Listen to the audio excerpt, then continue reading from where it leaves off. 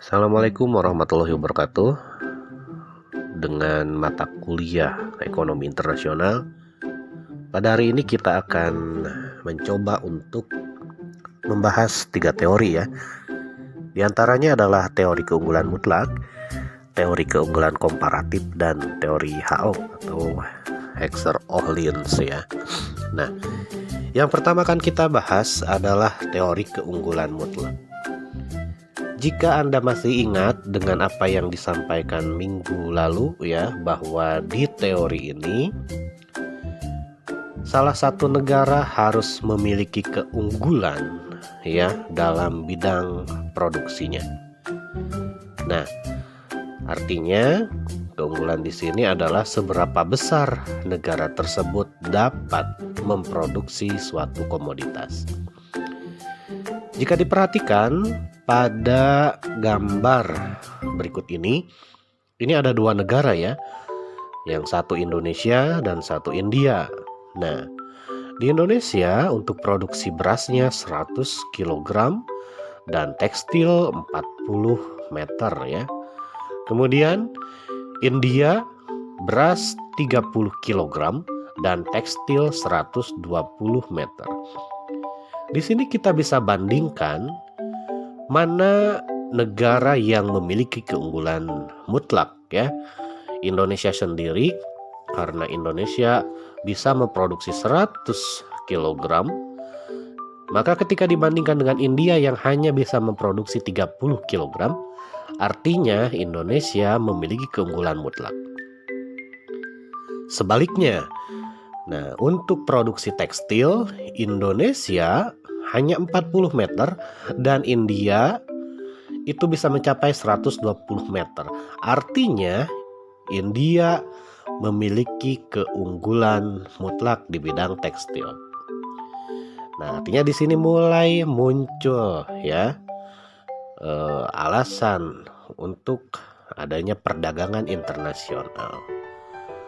Ya, ketika Indonesia membutuhkan tekstil, maka Indonesia akan mengimpor tekstil dari India.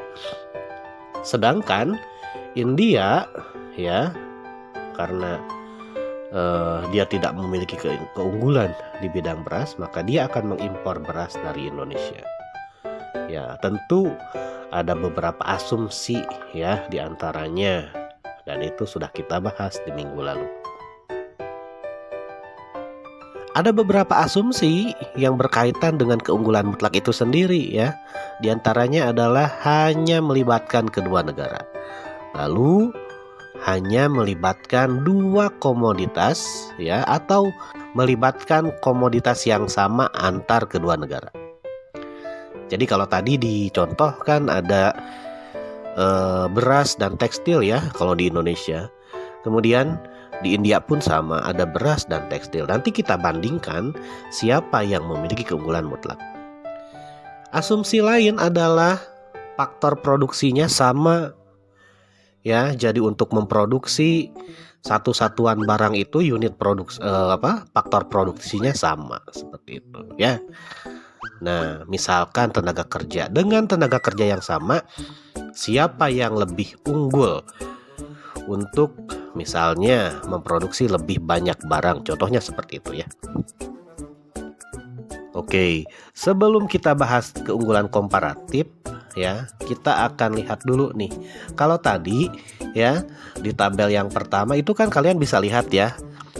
Jadi salah satu negara dia punya keunggulan mutlak tersendiri ya kan. Kalau Indonesia punya keunggulan mutlak di beras dan misalkan India punya keunggulan mutlak dalam bidang tekstil, bagaimana keadaannya jika hanya salah satu negara saja yang punya keunggulan? Artinya negara yang lain ketika dibandingkan tidak punya keunggulan, kalah telak dari produksi kita, dari komoditas kita. Misalkan seperti ini nih. Coba kalian lihat di sini ada Indonesia dengan negara Laos. Komoditasnya masih sama ya, beras dan tekstil. Tapi coba lihat, Laos tidak punya keunggulan dari kita ya. Kalau dibandingkan beras saja Indonesia bisa sampai 80 kg, sementara Laos hanya 60 kg. Tekstilnya Indonesia bisa 120 meter ya, kemudian Laos hanya 30 meter. Nah, ya, bagaimana kalau seperti ini? Kalau seperti ini kita bisa bandingkan ya. Nah di sini nanti kita akan ada hitung-hitungannya. Ya, hitungannya seperti apa? Mari kita simak. Nah, silahkan Anda perhatikan di sana ya. Indonesia bisa menghasilkan 80 kg beras dan 120 meter tekstil. Sementara Laos dia hanya menghasilkan 60 kg dan 30 meter tekstil. Di sini kita akan coba hitung ya. Nah, yang pertama kita akan mengorbankan ya produksi tekstil. Ya, artinya yang kita hitung adalah silahkan kalian bagi ya semua komoditas tersebut dengan komoditas beras yaitu 80 kg. Artinya, nah di sini coba Anda hitung 80 kg dibagi 80 berapa? 120 meter tekstil dibagi 80 berapa? Nanti akan muncul perbandingan. Ya, 1 kg itu sama dengan 1,5 meter tekstil. Ya, artinya di sini ketika memproduksi 1 kg beras ya, kita harus mengorbankan 1,5 meter tekstil yang sebenarnya itu bisa dihasilkan. Di sini mulai muncul semacam spesialisasi. Ketika Indonesia memilih untuk spesialisasi terhadap beras, maka ada yang dikorbankan, yaitu kita tidak bisa menghasilkan 1,5 meter tekstil. Keperhitungan kedua nih, ya Laos pun misalkan sama ya, akan melakukan spesialisasi di bidang beras. Maka semua pembaginya adalah pembagi bilangan beras ini, yaitu 60 ya. 60 dibagi 60, 30 dibagi 60 menghasilkan perbandingan 1 kg sama dengan 0,5 meter.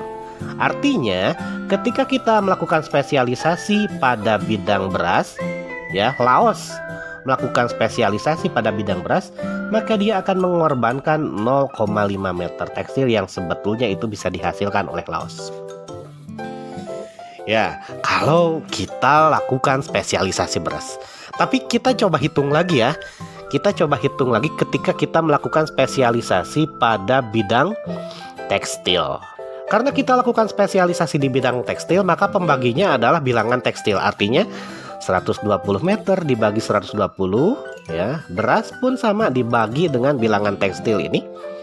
80 kg dibagi 120 menghasilkan perbandingan ini. Artinya 1 meter sama dengan 0,67 kg. Jadi tadi ya analoginya sama seperti yang di atas. Untuk memproduksi 1 meter tekstil, artinya ketika kita melakukan spesialisasi di bidang tekstil, 1 meternya itu kita mengorbankan produksi beras sebanyak 0,67 kg yang sebetulnya itu bisa dihasilkan oleh Indonesia. Bagaimana ketika Laos melakukan spesialisasi pada bidang tekstil? Pembaginya sama ya, 30. Artinya 30 meter bagi 30. Berasnya pun sama, pembaginya adalah tekstil tadi, bilangan tekstil, yaitu 30 yang Laos ya. Menghasilkan perbandingan 1 meter sama dengan 2 kg. Ya. Nah, di sini setiap 1 meter tekstil mengorbankan 2 kg beras yang sebetulnya itu bisa dihasilkan. Nah, bagaimana caranya ya untuk menentukan apakah negara A harus melakukan spesialisasi apa dan negara B harus melakukan spesialisasi apa? Ya, di sini Anda harus lihat ya, yang mana yang pengorbanannya lebih sedikit. Ketika pada tabel pertama ya kita lakukan spesialisasi terhadap beras, maka kita kalah jumlah. Yang lebih efisien adalah Laos karena Laos hanya mengorbankan 0,5 meter tekstil, sementara kita harus mengorbankan 1,5 meter tekstil. Artinya Laos lah yang melakukan spesialisasi di bidang beras ya. Kalau yang kedua, di tabel yang kedua, ketika kita melakukan spesialisasi di bidang tekstil, kita akan coba ya untuk melihat mana yang sebetulnya harus melakukan spesialisasi di bidang tekstil. Di sini dapat ya, dari perbandingan tadi muncul kalau Indonesia ketika spesialisasinya di bidang tekstil, maka Indonesia menghasilkan 0,67 kg. Sementara Laos dalam satu tekstil itu dia mengorbankan 2 kg beras. Di sini baru kita yang lebih sedikit pengorbanannya, artinya Indonesia lah yang seharusnya melakukan spesialisasi di bidang tekstil. Ya. Nah, jadi ketemu kan ya. Laos tadi sebetulnya tidak punya keunggulan mutlak. Tapi dia masih memiliki harapan untuk melakukan perdagangan internasional dengan melihat bagaimana keunggulan komparatifnya, yaitu tadi caranya dengan seperti itu, dengan membandingkan kedua komoditas, kemudian nanti ketemu perbandingannya berapa, ketemu siapa yang mengorbankan komoditas lain lebih sedikit, maka dialah yang bisa melakukan spesialisasi di bidang itu. Ya, artinya seperti itu ya. Nah, ini adalah kritisi terhadap teori keunggulan mutlak tadi. Selanjutnya kita bahas tentang teori Hexer-Ohlin ya. Hexer-Ohlin itu adalah dua orang yang berbeda ya. Yang pertama Hexer, yang kedua Ohlin. Nah, ini adalah bentuk penjelasan daripada atau pengkritikan terhadap teori keunggulan komparatif, di mana tidak dijelaskan pada teori keunggulan komparatif ya, mengapa ya suatu negara itu bisa unggul. Nah, di sini dijelaskan ya bahwa keunggulan tersebut didapatkan melalui beberapa faktor ya. Di antaranya adalah sumber daya. Sumber daya itu apa saja ya?